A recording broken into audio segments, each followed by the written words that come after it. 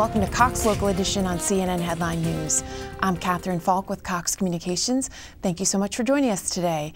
We have a special guest, Judith Dittman. She's the Executive Director of Alternative House. Thank you for being here. Oh, thank you so much for asking me. So Alternative House is celebrating their 36th year in our community. Tell us about the good works that you do there.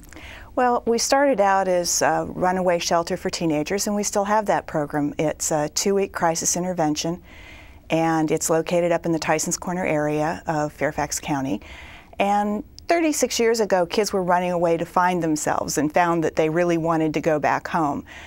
We still see some of those young people today, but we also see a lot of young people who are homeless or who have been thrown out of their houses and who don't have anywhere else to go. So if it weren't for our emergency shelter, they would literally be sleeping on the street or under bridges.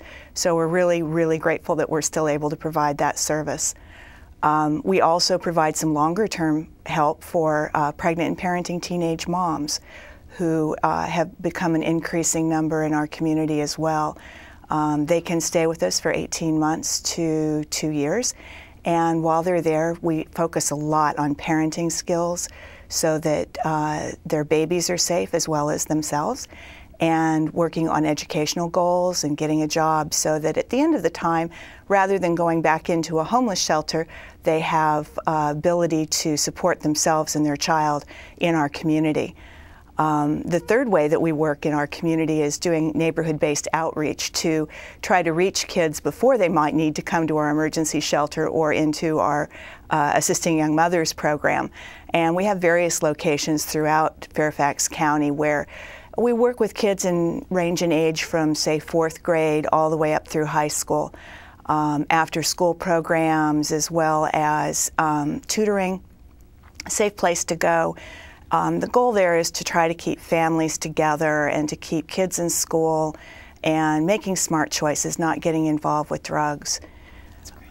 That's great, Judith. And I know that for that new outreach piece, you were awarded a grant from the Cox Connects Community Fund to support those community-based after-school programs. So congratulations for that. Thank you. And thank you for giving us the funding. It will enable us to reach more young people in the Franconia area right across from the Springfield Mall.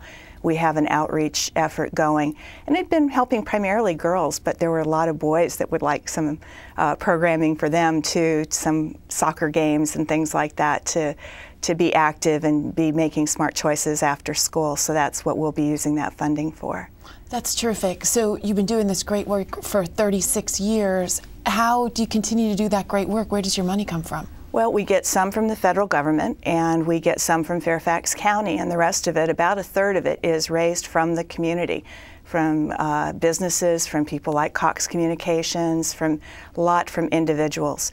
So it's really important, especially with the funding crises that are going on right now.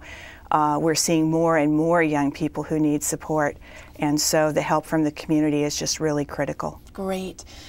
Tell us about your website where people can learn more about all your wonderful programs and how they can help donate money or time with volunteers to your organization. Great. It's at www.thealternativehouse.org, and we can use all kinds of support, volunteer, monetary, even things, as I said, like diapers and canned goods are really critical to keeping our mission going. That's terrific. Well, we wish you luck in your continued work at the Alternative House. Judith Dittman, thank you for joining us. Thank you so much for having me.